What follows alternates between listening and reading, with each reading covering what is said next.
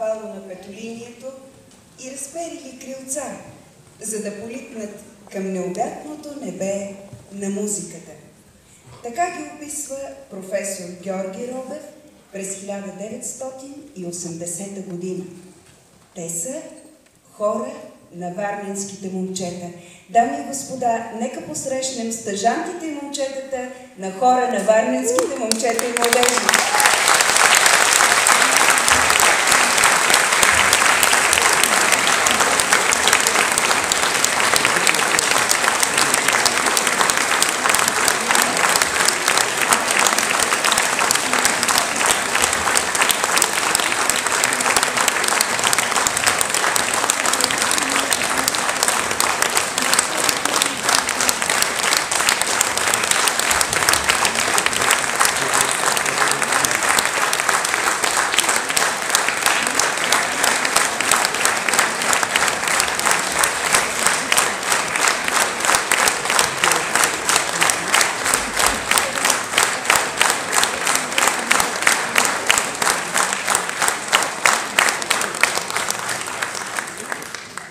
Тя мъничка, дребничка на вид, но с неизтощима и завладяваща енергия.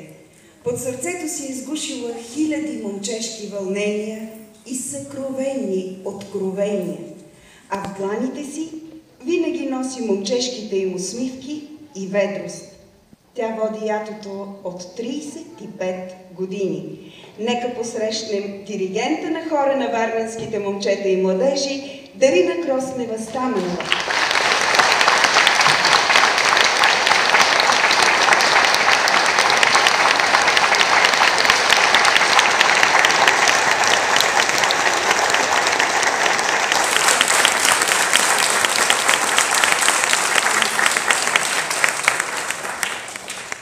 Пълно себеотдаване и преливане на светлина и цвят, трепет и възторг, претворени в изящен звук, единение на човешки души.